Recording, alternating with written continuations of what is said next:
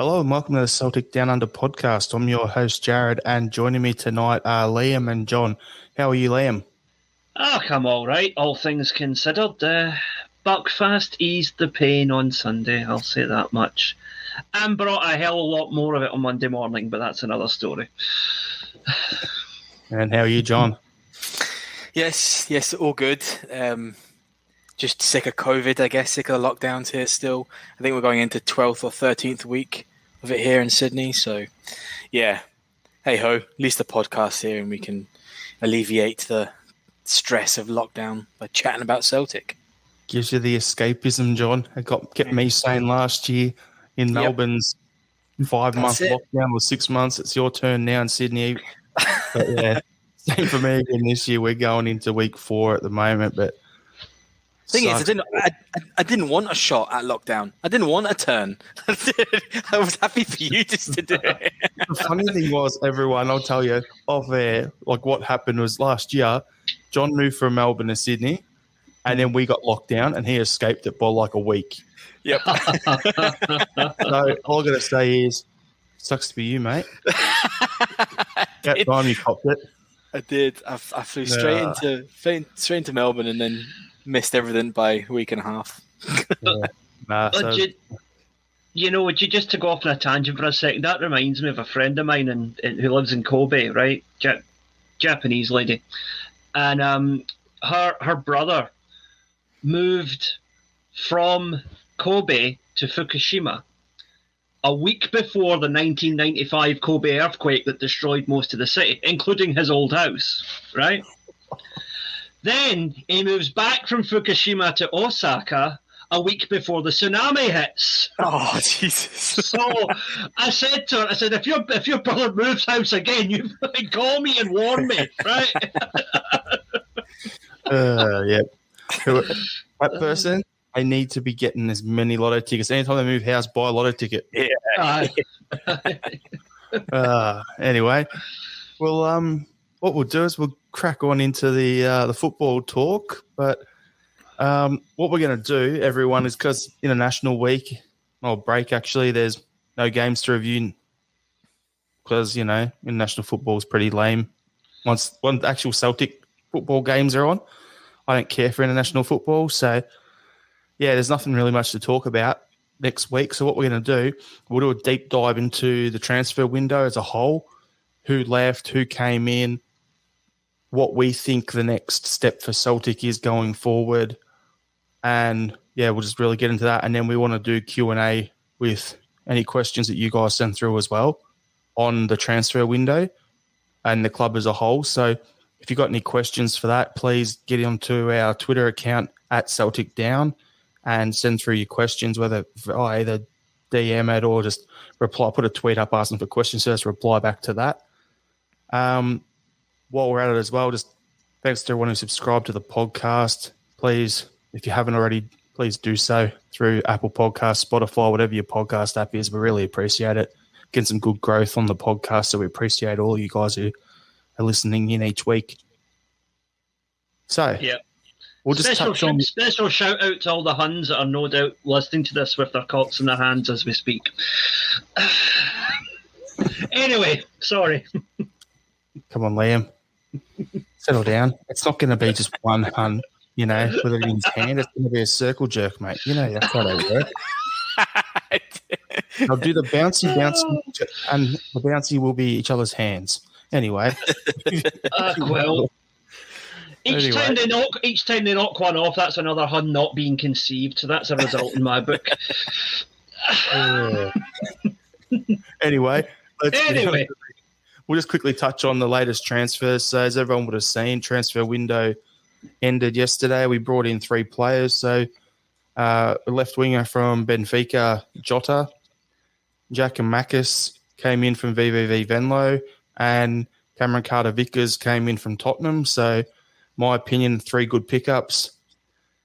Going into after the last pod, even on the weekend, we did a live show and I was saying we need a striker, a winger and a centre-back. So I'm happy with that. What was your take, John? Well, I was thoroughly impressed with that transfer window there.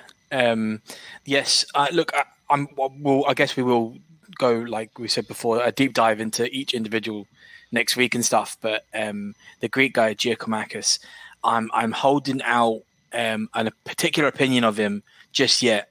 I understand that he had a very, very good season last year in the Dutch league, Greek international. Everything sort of ticks the right boxes. I just think he's got a Klimala-esque about him. He's had one good season in his career so far, which was last season. And yeah, hey, how the hell you can be the top scorer in the Dutch league when your team still gets relegated is just... I couldn't work it out. How do we look at the Venlo's results and stuff? And it looks like he's scored in almost every game. But funny one, he scored all but 14 of their goals last season. yeah, and a lot of them, and just think about that, right? So that means that the service he's getting is enough to be able to get him goals, but poor enough, or poor overall, that they're getting relegated. So if he can do all of that himself, that's, I mean, look, but like I say, I'm slightly skeptical of it, but we'll see. I hope he's absolutely fantastic. Jota, what a signing that is. The guy was highly, highly rated at Benfica. I think at some point he had like a 60 million release clause. And Carter Vickers, I believe on loan last year. He was at Bournemouth, and for all intents and purposes, he had a really good season. I think everything that we needed for this transfer window, not overall as a plan, but for this transfer window, we did everything. So even if some of these are duds, I think we at least went full out. So I'm very impressed. What's your thoughts, Liam? Pretty much along the same lines. Over the course of the summer, we lost 3 big players, and we've replaced the 3 big players yesterday. Ayer's gone. Carter Vickers is in. Christie's away. Jota's in. And Eddie's away, and Giacomakis is in.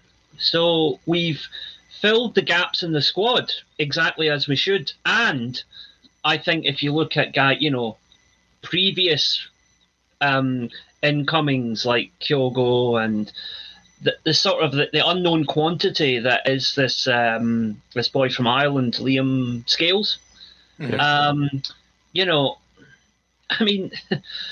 People are saying, "Oh, all right, he might be the best player in the League of Ireland, but it's the League of Ireland." I said, well, look what the best player in the J League's doing right now in Scotland. Just because you come from a league that people don't know about doesn't mean you're not any good. So yeah, we do now, in effect, with the fact that Juranovic showed on Sunday that he can play either side as a fullback and be effective. We now have cover in every position, and I'm quite happy with that. And I think, like you guys said, Ange has heavily hinted that he might dip back into the Japanese market in January. He's going to have an idea by January who of these signings is fitting in and who isn't. The jury's still out on Starfelt, but I personally think he had his best game in a Celtic shirt yet on Sunday, even though we didn't win. Time will tell if Abada can maintain his form, if Kyogo can go on and score as many goals as we believe he can. By January we'll have a good idea where these players fit in terms of the overall long-term plan, and we can go out and get upgrades accordingly. We have the basis of a squad that I think is good enough to certainly challenge for the Scottish League and to put up a good show in Europe. January is now just going to be about augmenting and enhancing that. And that is a real novelty for Celtic in recent years. When was the last time we went into a transfer window not urgently needing a replacement of someone or somewhere? We're assuming nobody picks up a bad injury, fingers crossed, between now and December. We are covered. It's just a case of enhancing, not replacing, The thing I like about that as well that you've mentioned is, yeah, we've replaced those main players, but the thing is it also puts a bit more focus on. Ange said after the game against Rangers that Kyogo should have played through the middle. Well, now with these moves, you've got Jota to play on that left wing. You've got Kyogo has to play in the middle. You've got Giacomakis has to play in the middle when he's on. and they're different sort of strikers. He's a bit bigger. So that's good. We've got that covered. We've got the big hard bastard centre back in Carter Vickers. Great. That's fine. But the other thing which you just touched on is we brought in about 36 million or something in transfer fees, if we're being honest. When you look at everyone who's left that we've got a fee for, we spent just under 20. So there's a surplus of 16 there, plus the 11 million from Frimpong that we also already had in the bank. That gives us a nice little collection of about 25 to 30 million pounds sitting there, plus the money, whatever money the club had in the bank. There's two things. We can go to Japan. We can buy 3 or 4 players if we want it, 4.5, 5 million a pop, like we did Furuhashi money. Best players in their position in the Japanese league come in. Angel know them, get them identified, deal done in November, December, so they're ready to come in straight away in January. Perfect. And we've still got some money there that if the club does want to go down the path of the hotel again in a couple of years' time, there's still that surplus to do that. Because money's sitting in your bank account is dead money. In football, let's be honest, you need to have it invested in something that's going to put more revenue streams back into the club. So I think it's been clever, but we'll discuss that in more detail next week.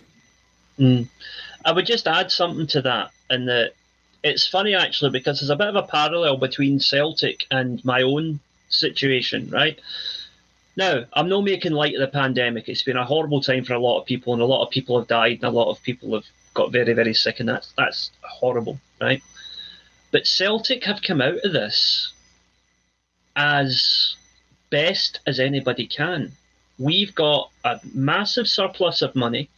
We've managed to enhance the team, and there is because we're still in the middle of the pandemic, there is no immediate pressure to spend any of that money in infrastructure projects. We can just sit on that for a couple of years until the market is ready for a hotel or a new superstore or a Celtic shop in downtown Tokyo if we want to do that. We can sit on that because it's been the same with me. I've been working from home. I've been still teaching at school.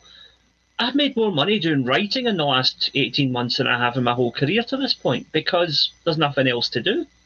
And there's a lot of people, I think, in that situation, but not so much in football. In football, Celtic are one of the few clubs that, all right, we lost 10 in a row last year because we didn't invest properly. But I think longer term, we are going to benefit from the fact that we held back when other people were throwing money at the problem to try and solve it. Case in point, look across town at Rangers. They were trying to sell people big time and couldn't, to the fact that they've had to loan out Itten, loan out Kadich. Bringing that back to Jota and Carter Vickers, we've got a try before you buy with them because we've got them on loan.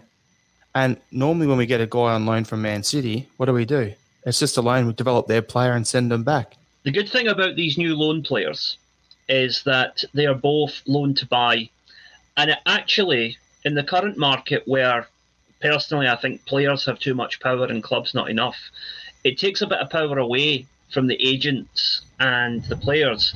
And it says to them, look, you've got a year at this club to prove that you deserve the multi-million-pound contract.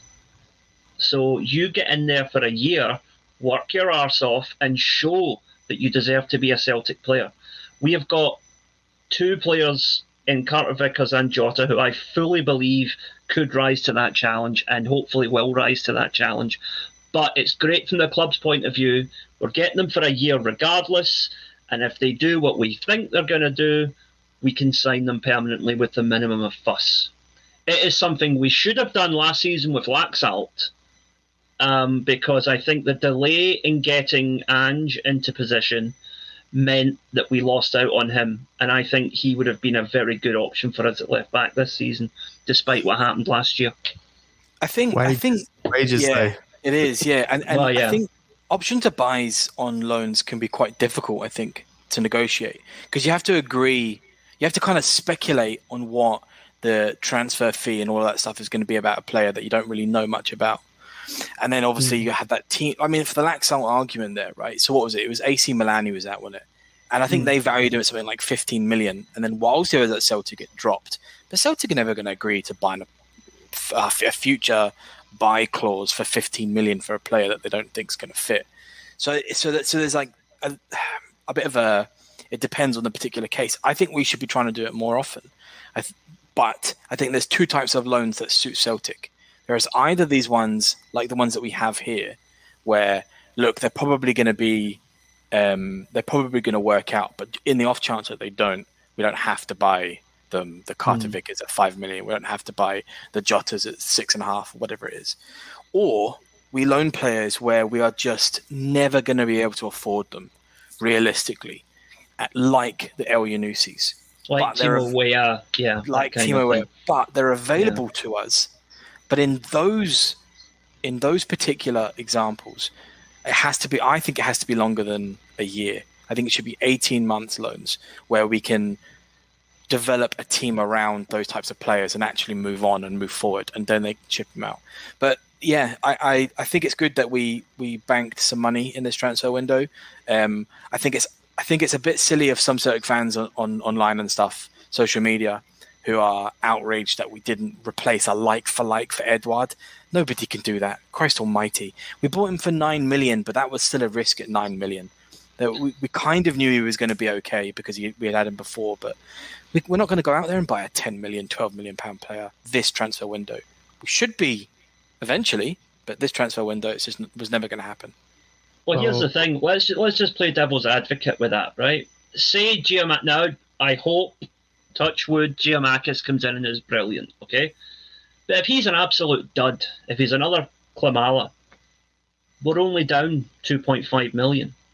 Exactly. If we had spent 10 million to get in, I don't know, some Chelsea reserve player or something, and he turns out to be just as bad, then we look really stupid. Look at the team who bought Ryan Brewster from, I think it was Liverpool last year. They spent 15-20 million on him and he's done nothing. Yeah. So that's the exact thing you're saying there, Liam. And there's the other side of it as well, where there's two other points I want to make here. Is one, a lot of the players we did bring in permanently, we've got on 4 and 5 year deals. So in 2 years' time, when we're rebuilt and everything's where it should be, we've still got years on these where these assets are protected. We can sell them, make money, and go again. And the second thing is, Ange has already mentioned in the big presser with all the fan media and all that he wanted to bring through youth. Well, if we went out and spent stupid money on an Edouard replacement who may flop, are we going to give guys like Owen Moffat a chance to break into the team? Are we going to give those guys in the youth, guys like would Welsh have broken through? Would Dane Murray have got a game? These are guys I want to see come through. Would Monty be getting a game? No. So you got to look at it and say, for Europe, you've got to have a certain quota of homegrown players. Great. This is an opportunity to bet those guys in and see what you've got. At the same time, signing guys for the future in terms of you've got a squad that's going to be together for years and grow together. And that's what Ange's teams usually do. So overall, I'm happy with it. Yeah, me totally too. Agree. I thought it was a very, very successful transfer window, to be honest. Yeah. All right. Well, 20 minutes in, and that wasn't a deep dive. Shit, look out. Yeah, I know. Yeah. All right. So we'll quickly touch on Celtic 1, Alkmaar 2 in the Europa League last week. Celtic went through the group stages 3-2 on aggregate. You guys got anything you want to mention about the game? Well, I guess it was, obviously it's good overall that we got through. We always knew that was going to be a tough away game. Really, it was only two very silly mistakes. And I think that was mistakes that we will never do again. I just don't see that ever happening. I think that was between players who just weren't used to playing with each other.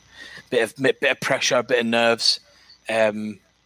Yeah, I mean, I guess, look, when Eddie came on, yeah, for sure, the hold-up play made us, it calmed us down a lot and stuff. But, yeah, I mean, good result overall. We just need to learn from those lessons, I think. A result like that is character building. Yeah. Because on one hand, it shows us that we're not the finished article yet. and we still have a long way to go. And that's good to keep the team humble and keep the fans realistic. But on the other hand, we're still through the Europa League, which I didn't think we'd have a snowball in hell's chance of doing a month ago. So, hey, good result all in. Especially after the Michelin result, like we're all thinking, we're a bit fucked here, and then next thing you know, it's we're in the Europa League. That's great to see. So, yeah, it's one of those games for me where I look at it and go, we lost the game, we won. Overall, we won the tie. That's all that matters at the end of the day. Like, I'm not frustrated that we lost that game. If anything, that tie, the first game, we won 2-0, but we could have scored 4 or 5. They could have scored 2 or 3 there. Second game, it was the same deal. They beat us 2-1 in that game. 2-1 in that game, but it could have easily been a 5-4. Yeah. So it's one of those games where it could have gone either way. The tie could have gone either way. Going into it, I thought it was a 50-50. We come out on the right side of it. Happy days. So we'll roll that straight on into the group that happened. So the draw came out.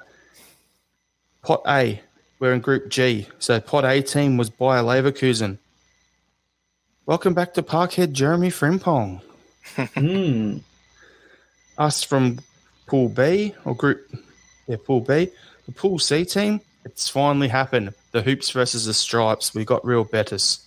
Yeah. Look forward to that one. And then the Pot D team, Ferencvaros. Now, Bayer Leverkusen did not bring out a Europa League special jersey in green and white. They're not playing. Beat. They're not singing from the same hymn sheet as the rest of us. Like, make it Group G, Group Green. There you go. Everyone get green and white in your kits. It'll be funny as. I think it'd be good for marketing as well. Christ, that'd just be awesome, and it wouldn't be that hard. You would just, I don't know, do some sort of dark green solid kit. I think they banned them, haven't they, for the TV shite? But yeah, anyway, look, I actually think that's a really tough group. I think that's I don't know. Look, I think where we are now after the transfer window, I'm a bit more not relaxed, but I guess some of the concerns I had defensively and stuff, I think probably might be alleviated. But I mean, that's a cracking group. That's all glamorized. And I mean, we talk about this every bloody year with Europa. If we're being very honest, this is our level at the moment. Yeah. So those are really, really tough teams for us. It will be, everybody will take points off each other. Leverkusen are a good team as well. So but I mean, hey, win our home games, maybe nick a draw on an away game, and I think we'll be through. Well, 10 points would take us through. I mean, if we win the 3 home games and then pick up a point against, for example, Ferencvaros, then that would be.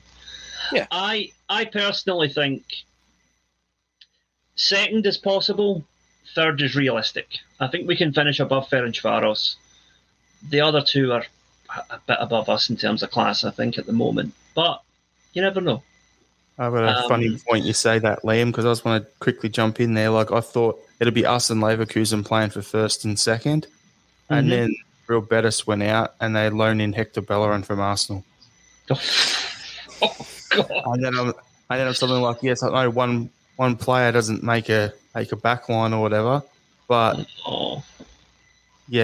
when they got that level of player just coming in on loan because why not? I'm like, could be a bit tougher than I thought, but it's still going to be. I still think it's achievable. I still think second's out of play for. Like, key thing is we've got to protect our home ground. That's the key thing, and we've been shit at that lately. Like, we've got to pick up maximum points at home. Worst case scenario, we win at home against Ferencvaros and Betis. We draw at home against Leverkusen. You go away, you draw against Leverkusen as well. At their place, and at Betis, if you can draw away, great. You're picking up points, and then if you can pick up the win at Ferencvaros, you have a chance of even finishing on top. I think something like that might happen. I wouldn't bet that we'd win every single home game in this group, and I think teams are going to take points off each other. I think 7 or 8 points will see us go through first or second. So it's going to be a good group, good ties. I really don't know how to call it because I mean, a couple of years ago, I thought Lazio would absolutely pummel us, and we beat them home and away. So but then last year anything can happen. Then last year, Liam, we thought we were one of the better teams in our group, and we come last in the Europa League. Yeah. So that's the thing with the changes to the Champions League, the overall group, like Europa League group, like teams in it. This is crazy. Like, there's a couple of groups in particular I want to point out. So if you were in Group C with Napoli, Leicester City, Spartak Moscow, and Legia Warsaw, now that's a Champions League group in my opinion. Yeah, then it is. Olympiacos, Eintracht Frankfurt, Fenerbahce, and Royal Antwerp. That's a Champions League group in any normal year. Then this is the one. This is the one that I look at it on. This is the group of death right here. Lazio, Lokomotiv Moscow, Marseille, Galatasaray. Yeah, Jesus. what a group that is. So you go through, and then even Group H now, which is Dinamo Zagreb, Genk, West Ham, Rapid Vienna. See, this is it, right? I think when look, I don't love them, but when UEFA's done quite well, reducing the amount of teams in Europa League, and introducing the Conference League and stuff, and it's meant the Europa League's really, really competitive this year. It like there is a lot of teams there that you'd go. I mean, even if you look at some of the Champions League teams this year, you kind of go, right, you could see a couple of swapping going on there, and it's probably because of last year with COVID and stuff was a freak of a season. So you got a lot of teams that are Champions League teams playing in Europa this year. But the point is that they've made Europa way more competitive. What I would like to see in the future now, though, is if we're going to have this tier system between the absolute elite, the bulk of the absolute best teams, and then the okay rest of the European teams, I want the money to be better distributed across. Yeah. If we're going to make Europa more competitive, make it an actual achievement to get in it, and not the 2 or 3 piddly million that you get for getting in the groups. The 20, 30, 40, 50. You saw that last week. I think either you or Sean sent through a thing to our group chat, and it was about the breakdown of the money. And Europa League, the Conference League, it's only a couple extra million that you get if you make it into the group stages. And then wins and losses is where it blows out a little bit. But if you get to the last 16 in both, and you're in the Europa League last 16, and you're in the Conference League, you're only about 4 or 5 million ahead. That's it. Now, I know 4 or 5 million to Celtic is a Starfelt or a Kyogo or that level of player for us. But still, if you go to the last 16 of the Champions League compared to the Europa, you're about 19 or 20 million ahead. Yeah. So that was ridiculous. That was Sean that sent through Moravchik67, who that's the one. Follow him on Twitter if you're listening, guys, because he does really good in-depth analyses of things like that. Yeah. Excellent statistical breakdown of the whole thing. It really was. It was, what was it, about 8 or 9 different tweets in a thread? And it really broke it all down. You had to start manually putting them in once you get past 20. Yeah. and he's really done well going through exactly what it means between the Europa and the Conference this year. And financially, there's not a huge amount of difference. And I think that's problematic. We should really be distributing I understand on an economics basis, the Champions League has all the money because that's the TV broadcasters that want to watch it. But if you're going to make the Europa more competitive so that it is the B sides of the Champions League, if you like, then reflect that. Make TV broadcasters excited about Europa League and really spread that money across, I think. Exactly. See, that's the daft thing. You can't tell me that a game between, let's just say, a game between Bruges and PSG in the Champions League, I'm just picking 2 teams for example, right? Yeah. You can't tell me that game is any more marketable than Celtic against Galatasaray. If it's done properly. Yeah, before Messi went, you mean? I'm just using that as an example. Yeah. I'm saying, in terms of the number of actual fans that are going to want to watch that game. Liam, I'm gonna just jump in with an actual game that's going to happen in the Europa League in a group. Right. And it relates to the other half of Glasgow. You're trying to tell me that game, PSG versus Bruges, Right. Do you think that's going to get the same amount, more or less viewers than Lyon Rangers? Oh. Well, no, Because but Lyon's to a be big really team in honest, France and Rangers Yeah. is a big supporter base. So I actually think the Lyon Rangers game would get more viewers. It would absolutely. probably. Yeah. I mean, Celtic and Rangers are anomalies when it comes to international TV audiences, right? Because you do have 8 to 10 million fans, like passionate, diehard fans of those teams, and then you have everybody else that is, the touristies of those.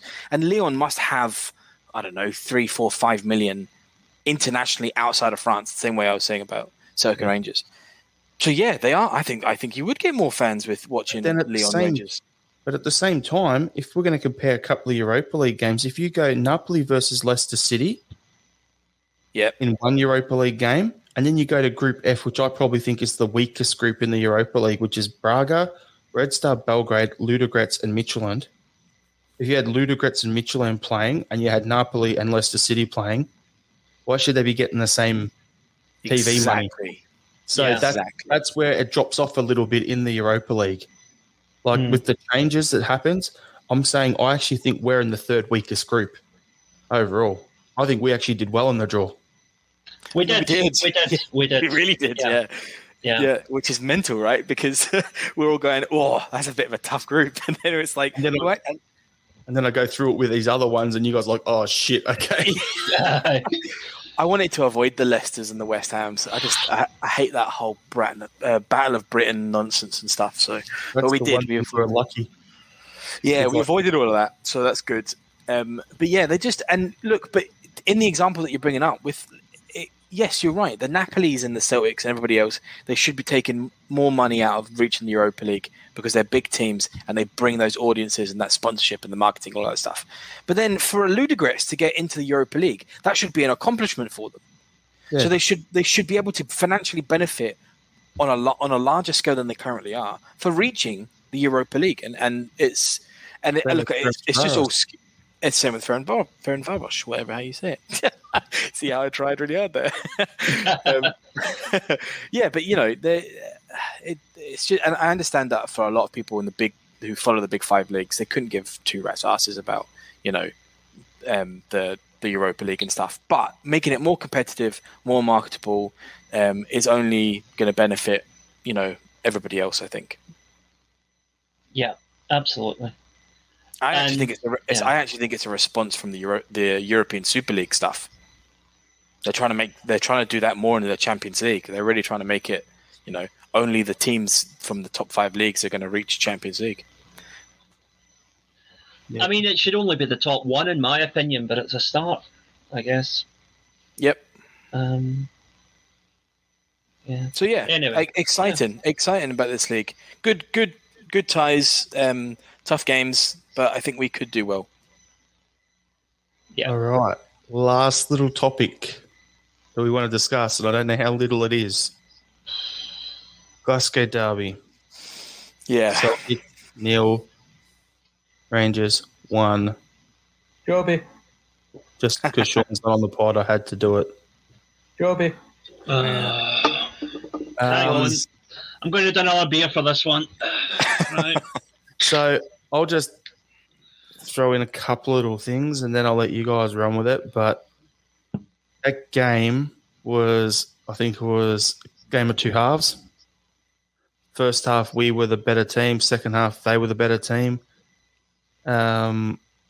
Once Sorrow come on in the second half, I thought we were too undersized in the midfield against them.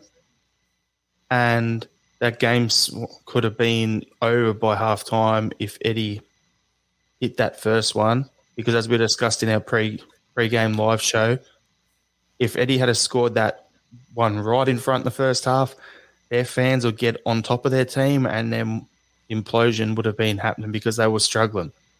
But I'll throw to you, Liam. What was your overall take on the game and anything in particular you want to point out? Well, I said on our preview show a couple hours before the kickoff on Sunday that I believed and I hoped that we would win. But if we didn't, we're still a work in progress. And that was how it played out. I saw plenty in that game to give me encouragement, even though we didn't win. We had the bulk of the possession. We created, I think, the better chances in the game. I mean, apart from the goal, did Joe Hart actually have a save to make? Two for the whole game. Yeah. Right, yeah. Big But saves as well. Aye, but it certainly wasn't. It wasn't like he was under siege at any point, you know. No. Neil Lennon's Celtic would probably have lost by 3 or 4 goals on Sunday. We lost by 1, and it was just a, I don't even blame the defence. I think it was just a very well taken header from Helander. Timed his jump perfectly, got the header on target. Even then, Joe Hart still nearly saved it. He got a hand to it. He was unlucky. Can I just jump in there for a second on that, Liam? Like what you said about it was a well-timed header and everything. Yeah. Yeah, it was. My one thing, and I was hoping Sean was on because I wanted to debate this point with him. Right. Here's the more technical one. Zonal marking, the way we defend at the moment. Helander ran unmarked from the top of the box. No one picked him up because we're zonal marking. Yet, if you've got a guy who's probably 6 foot in Welsh, and you've got Starfelt who's 6'1", 6'2", whatever his height is. He's not overly big. Going up against Helander, who gets a 4 or 5 step run up, gets to jump as high as he needs to, and he's like 4 or 5 inches above Starfelt's head as he gets onto that. Yeah. If we're shorter centre backs, why are we still playing zonal marking? Like if Julian was out there, it makes sense to because he's 6'6", 6'7", whatever he is. And when you had him and Ire at 6'5" next to him, it made sense. But when our guys are 6 foot or just over 6 foot, it doesn't make sense to zonal mark. That's my opinion on that goal. Yeah. But I've heard a lot of other people saying different. So that's the thing. Opinions are like arseholes, as they say. Everyone's got one. So. and some are smellier than others. Anyway, I would pick that up because there's a lot of people I've seen on social media the last couple of days saying, Starfelt got out-jumped at the corner, Starfelt's fault. No. Starfelt jumped as high as he could. The problem is because of the zonal marking, he's jumping from a static position, whereas, like you say, Helander gets a 7 or 8 yard run up and then leaps and gets on the header. Starfelt did nothing wrong. He did what he was instructed to do. The problem was that zonal marking doesn't work, and that's why we keep losing goals from set pieces. We're undone again by a set piece, and that's just a recurring problem. Now, I'll give Ange the benefit of the doubt and say that he probably he's not been here long enough to realise how much of a long-running problem that has been for the Celtic defence, right? And he's trying to build a new team. And I know that at Yokohama, he employed zonal marking, and because the average Japanese player is like 5'4", it doesn't really matter, right? But, you can do that in the J-League. I don't think you can do that in Scotland. And over here, he didn't do that. Over here, his teams tend to go man-to-man. And I think you could well see that shift now. Yeah. I think you could see that. It'll happen with Carter Vickers in with his height, and then Julian's back in a month or two, then that might change. But, yeah, what are you going to say, John? I think it completely depends. I think we need to be way more adaptive. I think the debate over whether zonal marking or man marking works, I think is an older debate, and it's almost redundant. Because I think what we need to, because if we were to do man-to-man marking, then all attacking teams need to do is bunch up and block other defenders out and split off and run, right? So there's established ways of making man-for-man marking a weakness. And there's equally as many weaknesses with zonal marking. So I think we just need to be way more adaptive. I think we need to think about the team we're going up against. I think we need to think about the targeted players who are likely to score headers, and we just need to sort set pieces out, because yes, that was one of our biggest weaknesses last season, and we saw it in flashes in that game. I don't think it was Starfelt's fault at all. No. I think all of the defenders and all of the whole team that were defending were told to do zonal marking. Helander ran into Starfelt's zone, but Welsh was supposed to be on him. Now, because you can see from the highlights, Welsh turns and clocks him and lets him run at the back post. And Welsh was defending nobody. Yeah. So look, that was a case of where everybody else had a zone and everybody else was kind of, defending that zone well, and Welsh had nothing to do. And I think if you had a mixture of man marking where it works and a mixture of zonal defending where you don't think there's going to be an attacking presence, then as in the sense of like unlikely that Morelos is going to get on the head because he's, I don't know, 4'3" or whatever he is, or it's unlikely that Kent's going to get a header for whatever. It's going to be the defenders, it's going to be the big midfielders and stuff. Man mark those and then zone mark everything else. And I just think get better experts in, get specific coaches in to work on set plays every single day or whatever they choose. That's what Jurgen did down at Liverpool. Like he went and got an extra coach to come in and specifically work on set pieces offensively and defensively, and they improved that much in the space of a year that then they went and won the Champions League, and then the following year they won the Premier League. And it's incremental gains. It's not going to be done overnight. You hire someone and bang, it's done. But it makes sense because when Ronnie was running the show, we did that combination you're talking about, John. We had Virgil taking one person. We had Denny had taken the other big centre, like the two main targets. And then everyone else just covered zones, near post, front post, near the penalty spot. And they just had guys to cover things. So it made sense. Yep. So that can work for us. Under Rodgers' first season, it was the same sort of deal. Then the longer he was there, the more it went zonal. Yeah, because people can work stuff out and stuff. And that's where you need an adaptive manager and stuff. But the other thing is we focus so much as Celtic fans on set pieces such as corners or like, I don't know, short free kicks or whatever. But the amount of set pieces is anything that's a set piece. So that's all your throw-ins as well. And I think we're absolutely honking at throw-ins. I think I could guarantee you every single time we have a throw-in, it will wait for the fullback. The fullback will take it and they'll try and target the forward, whoever the forward is, Edouard or whoever's up there. And I can guarantee that's every single throw-in that we take. Now, we've seen a little bit of a mixture of that recently where they're trying to take faster throws and stuff, and thank God we're starting to do that. But we're so bad at set pieces. But you say that, John, and I'm going to say something from experience of watching Andrew's teams for so long here. He likes that quick throw-in because there's a rule with a throw-in. You can't be offside from a throw-in.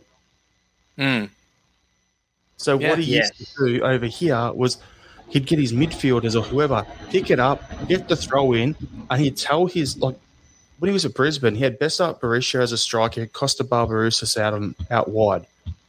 Whoever would pick the ball up would quickly throw it in, and those guys would just leg it. And they'd run offside before the ball's even in, and he'd throw it to the winger, and then so Costa's got it. Then all he's got to do is run, get in front of Berisha, square it up. Now Berisha's on side because he's behind the guy making the pass. Bang, easy goal. Now, that's what used to happen over here. He did the same at Victory for that season. He did the same at the Socceroos. He tried to get guys to quickly throw them in. So I hope we get to see that change because you'll catch teams out with it. That is the sort of thing that I think we will see, but it's going to take time because that is such a radical shift from what Celtic have done before. It's going to take time to bed that in to the squad. But to talk about Ange, and you're leading on quite well to where I want to go with this, I was really, really encouraged by Ange's post-match interview. One, he was hurting. He was really hurting that we'd lost that game. And that tells me, Aussie or not, he's a Celtic man now. He's bought into this. And he knows the importance of beating that mob across town. He knows how much we are all hurting when we lose that game. And he was humble enough to admit straight up that he got it wrong. He said, I should have played Kyogo through the middle from the start. He came out and said it. And although he's not the type to throw players under the bus, he took a gamble, probably knowing that Edouard and Christie were for the off directly. And he thought, I'm going to give them a chance to go out in style. Truth be told, they both played like pedestrians who knew that they were leaving in the morning, right? Yep. And that's the risk a manager takes, right? Ange misjudged the character of those two players rather than their ability. Because on ability, they should both have started, no question, right? But it's about character, and do they have the character for a game against Rangers? And that's where also I think it's going to take time for some of our players.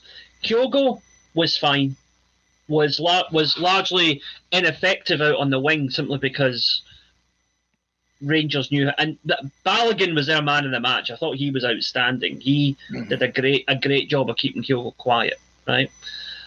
Abada, there's two lines of thought you can go with here, right?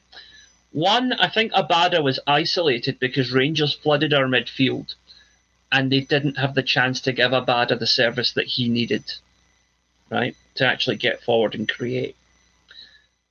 But I also think there was an element of rabbit in the headlights. Abada looked like a 19-year-old on Sunday for the first time in his Celtic career. I got a third option there for you, Liam. Yeah. Abada plays his best when he's got Kyogo in the middle because he gets the ball wide, he runs it direct, and he puts a quick cross in. Now, does Edouard make those same runs? No. So he had no one to hit the ball to. Yeah, that's a very good point. Yeah, that was my thought when I was watching it. I'm like, okay, he's not playing great, but who's there to hit the ball to? The way he normally plays doesn't suit Edouard as a striker. And then as soon as Kyogo's back middle, did the ball go wide and did he actually look a bit better before he subbed off? Yeah.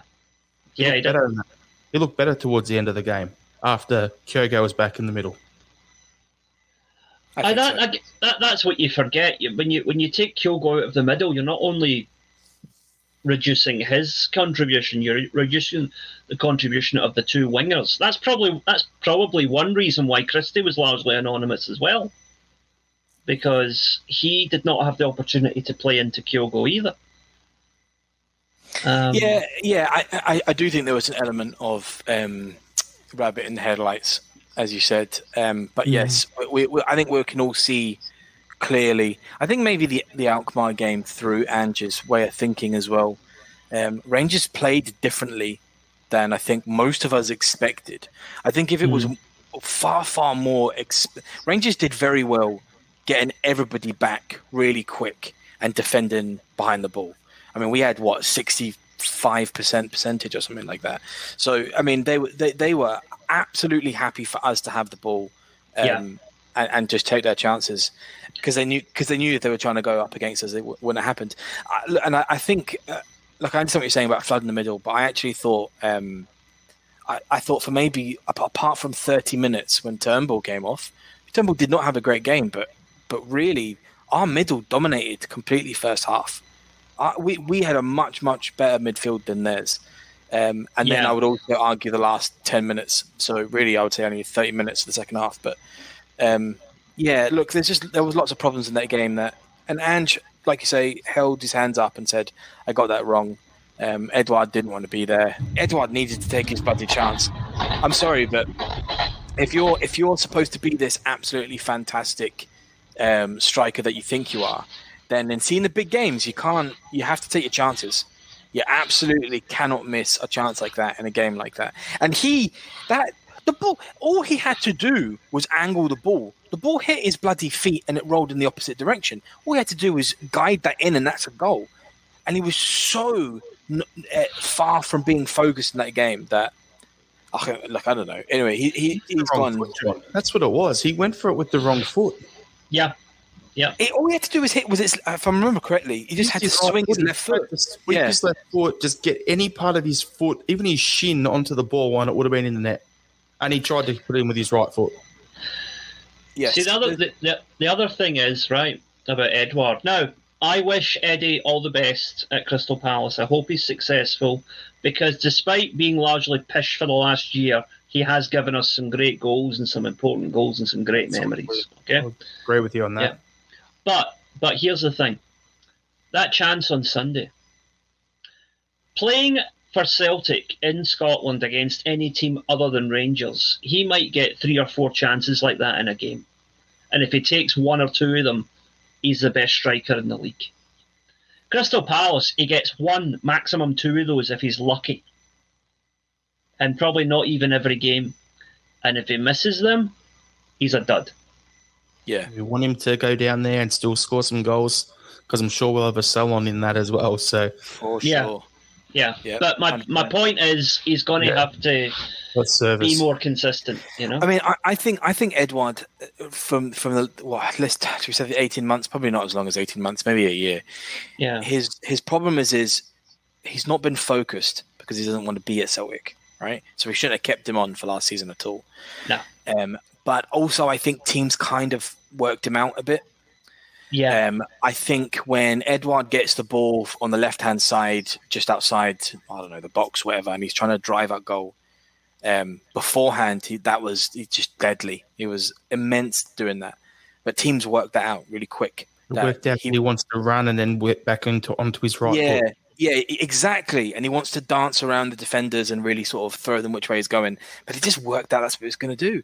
And he kept doing it, and he just wasn't adaptive. And then I think that, combined with his complete lack of focus, just meant they didn't care anymore. So look, I think when he goes down to Palace, I think there's going to be an element of teams are going to be very unaware of how he plays, and he's going to be he's happy now. Let's be honest, he's in the Premier League. It's all he ever wanted. So good on him as well, by the way, because I mean, going up to 70k a week at his age, I mean, that's it. He's kind of made it, right? So he's going to be on money for the rest of his that type of money sets him up for the rest of his life, probably his family and all of that. So look, it's a shame that he couldn't be a big impact in his last ever game for Celtic, but I do think he was towards the end more of a detriment than a positive. I'll just I was jumping quickly there where you're saying, what you said earlier about people worked out Edouard. It reminded me of Scott Sinclair's last season at the club where everyone had him worked out. Yeah. That he was an inverted left winger. So everyone knew what he was going to do, and that's why his last season at the club was pretty ineffectual as well.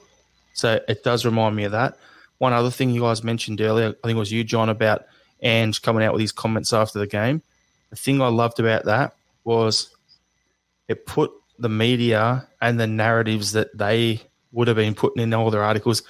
Postecoglou loses his first derby, but was playing Edouard the right decision, all these headlines. I just put a line through all of them straight away. He's come out and said, yep, I made the mistake. This is what it is.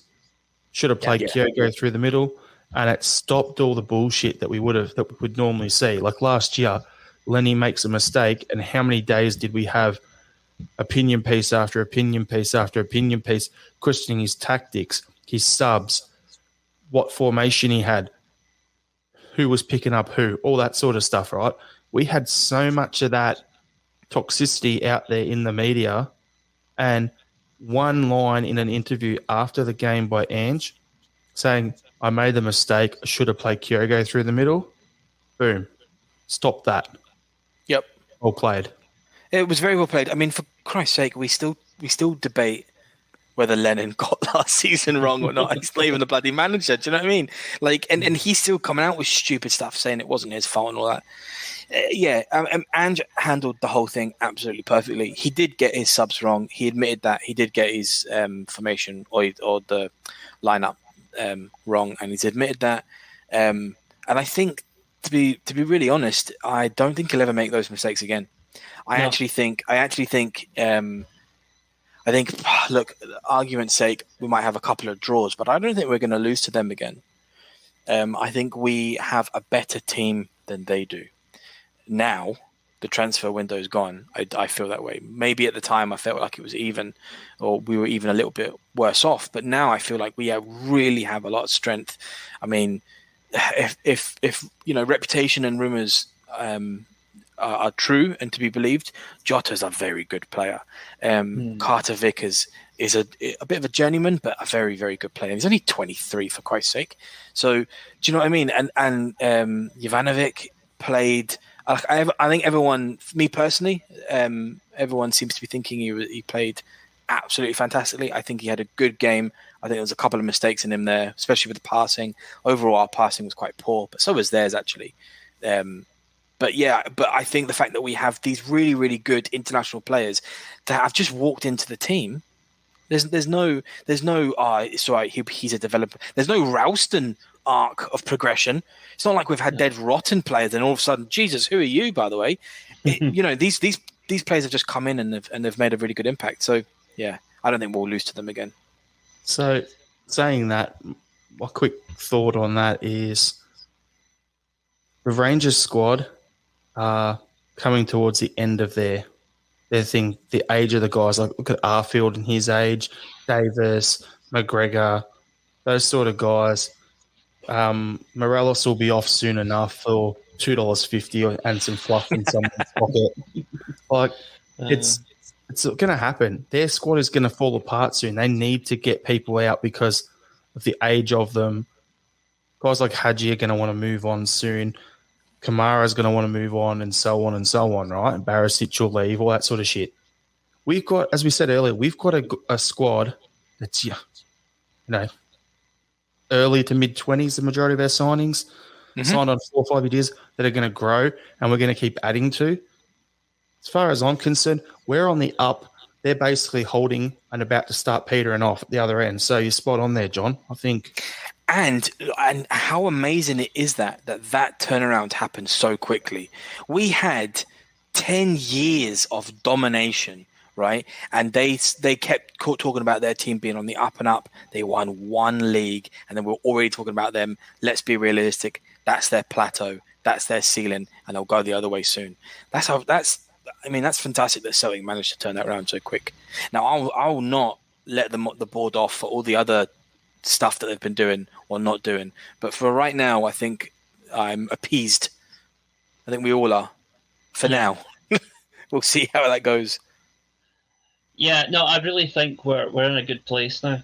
I don't think I've ever felt this positive about losing a Glasgow derby. I really don't. Yeah, that's a really good point. Genuinely. Yeah. It didn't feel that bad, and I think the reason why it didn't feel as bad as other ones is because we could have really won that. That was a dead even game that you kind of go away thinking, well, maybe on another day. I mean, and away at Ibrox as well with no Celtic fans, Jesus, and we were close to beating them. Yeah, throughout the whole 9 in a row that we did, every season the Huns were like, "Oh, we're coming for you, we're coming." They've been bloody coming for longer than Ron Jeremy. They never got close to us, right? But I think there's the podcast name, Ron Jeremy. But here's the thing, right? Here's the thing. I saw signs on Sunday that we genuinely are coming after them. I think that's the last game they're going to win against us for quite a while. I think so as well. And with that, then I'm going to use that as a segue. If that's the last game they're going to win against us and the full Ibrox and all this sort of stuff, how much more paper and shit do you think they're going to throw at our goalkeepers in future games at Ibrox? How much further racism are we going to see from them when they can't tolerate things not going their way in their supremacist minds? The booing of Kyogo every time he touched the ball. There was a Snapchat about Sorrow. There was the police are currently investigating the march from the Union Bears or whatever, singing the famine song while strolling right through Glasgow.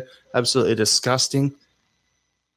I can't wait to see how they're going to handle when Cameron Carter-Vickers plays against them. I mean, 1, he's a foreigner.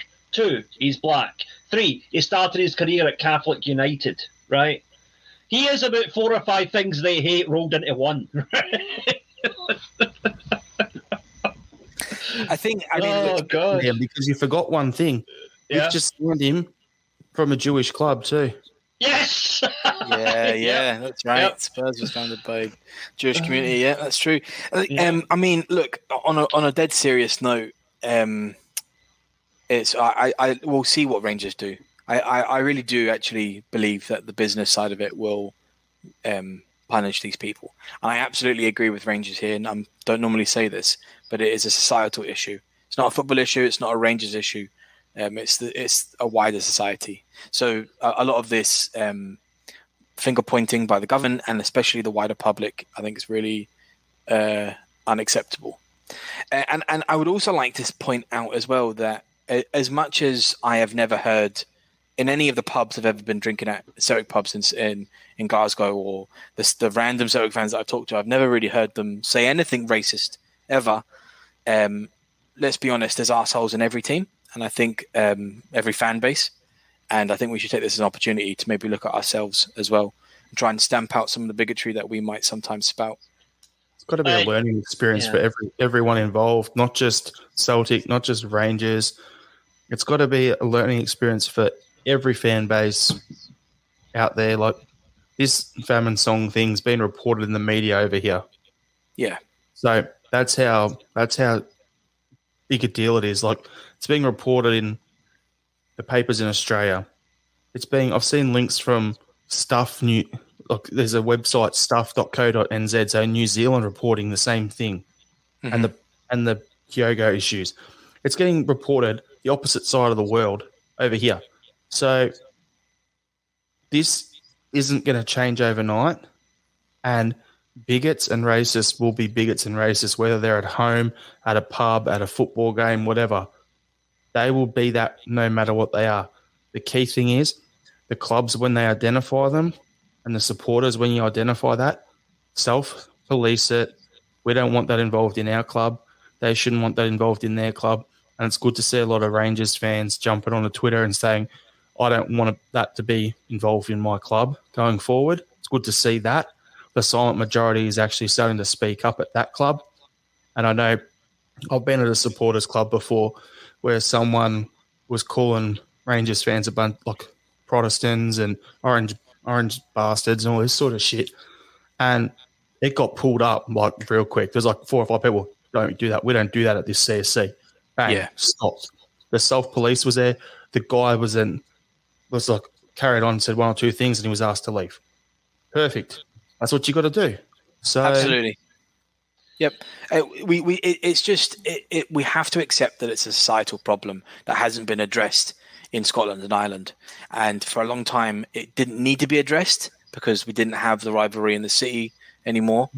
But it didn't go away. It just got quieter. And now that it's back, I think what we have to do is when Rangers, and whenever, if it happens with the same others, but when Rangers does something about it, we do the right thing, and we, as Celtic fans, applaud Rangers for getting rid of this shit. See, a few things here based on what you guys have just said, right? First of all, totally agree. I made a point of applauding Rangers when they dealt with the Kyogo thing as quickly as they did, right? Yep. And I followed that up by saying, I hope they will deal with this current thing as swiftly. They didn't. They kicked it over to the Scottish government. They kicked it over to the Scottish government and said it's a societal problem. Now, it is a societal problem, right? But you can still identify every one of those clowns that was singing those songs and ban them. Even if it's only a token gesture, it's a start, right? Mm-hmm. And it sends out the right message. Also, let's stop releasing orange away kits, shall we? Because we all know what that actually means and why they sell in the numbers that they do, right? Let's also drop all the overtly militaristic right-wing shite that Rangers buy into every year when it comes to wearing poppies and all this other pish. I mean, to be fair, Liam, we do the exact same, though. We really do buy into the paramilitary stuff really hard. Do you know what I mean? And we shouldn't. That's exactly it. We need to identify that. Although look, I'm going to be very biased here and say we're a lot better, and I truly believe that. There's lots in our fan group that aren't that much better. And but you see, that's the problem, right? You're saying that, as a rational Celtic supporter, and I'm agreeing with you, right? Yeah. In Scotland, in the Scottish media, we cannot have that debate because everything has to be presented as a zero-sum game of one is as bad as the other. It's That needs to end. I agree. It's like you're singing the famine song. Oh well, you sung a song about the IRA. And it's like it's whataboutery at its finest. Those two things do not. They're completely unconnected. If you want to stop Celtic fans singing about the IRA, Celtic deal with that. That's their problem. We are talking about Rangers. We're talking about fascism, and we are talking about racism, and they need to deal with it. It is their problem. It's no Celtic's problem. It's their problem. And it needs to start being addressed in the media as a Rangers problem. It's not two halves of the same of the old term or whatever. One and a half of anything was the tweet, wasn't it? So yeah. Look, yeah. I mean, I definitely agree that I think it is a Rangers problem. These are Rangers problems, but I think it is right to say that it's a societal problem as well. And I think you're right. Yeah. And we can definitely frame the conversation as when we know it's Rangers fans doing this, Rangers needs to do something about it, right? Mm-hmm. But it's a societal problem. When Celtic does something, or Celtic fans does something, then Celtic needs to deal with it. And we do in many occasions, right? Yeah. Well, every occasion, really. We always do something about it. We had the whole bloody North Curve closed down for a long time, right? So we definitely do stuff about it. I will probably say that Rangers still have an opportunity. Apparently, all these things are still under investigation. So let's give them the proper due diligence and time and see what the actual conclusion is. I mean, I'm maybe speaking beyond my boundaries here, but this is just based on things that I know, investigations that I've done, research that I've done for various stories down the years about, not just about football, but about politics. If Rangers are genuinely sincere about dealing with this, they need to sever all ties with the Union Bears. That group is a front for fascism, Nazism, and some of them are even KKK members. I know that for a fact, right? We're talking about white supremacy here, and it's all and it's at the moment it's coming from a fan group that is directly endorsed by Rangers. That needs to stop. Group that were in the locker room celebrating the trophy end of last season was photos of them doing that in a global pandemic. Let's be honest. Yeah. Well, I mean, there is that, but that pretty much says why nothing's going to change. They're that ingrained in the club. Some of them I've heard are even involved with the club, 1872, whatever, who own shares in it. Yeah, it's not going to be a cut and dry thing with them. No, it isn't. It isn't. I think every fan of Scottish football, I think every member of the public of Scotland, I think the government, we all need to actually work together and getting rid of this nonsense. We can't be having New Zealand and Australian media outlets reporting on this stuff. It really tarnishes not just Scottish football but Scotland as a whole, and I find that truly unacceptable. Tarnishes Scottish culture. That's the thing. And it's not a fair representation of Scottish people. You meet Scottish people in general, and they give the shirt off their back for you. They're great people. They love a laugh, have banter. It's great. You get along with them very easily, right? The majority of them. There's a nut job element in every population. It'll be the same with Aussies. It'll be the same with Americans, whatever, right? But the fact is, if those are the articles we're seeing over here, and it's like Liam, you were saying last week about your missus being a bit afraid about going to Scotland because of what happened to Kyogo, if that's what they're seeing reported, that's the reality. That's what they think the whole country is like. Yeah. With this, and it's just, and that's so disheartening to hear because nobody, like I said, all the years I've lived in Scotland, my entire family, not a single person is like that. Do you know what I mean? There's just, honestly, they couldn't give two shits where you come from. They care if you're a drinker or not. I would think that's probably fair. So what do you do if you're not a drinker? But honestly, they couldn't care less.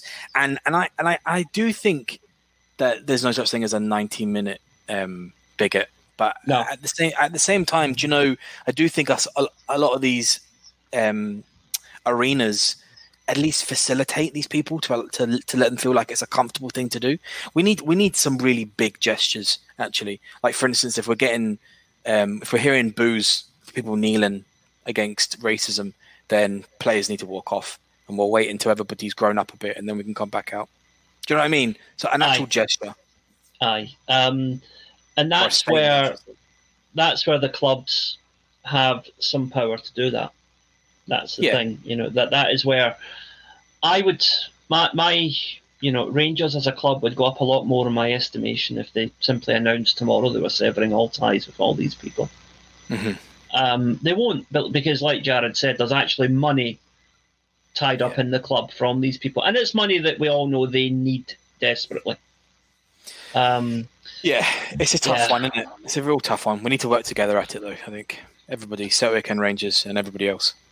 Look, the vast majority of Rangers fans I've ever met have been thoroughly decent people who just happen to support a different football team from me, and that's something that we all need to remember.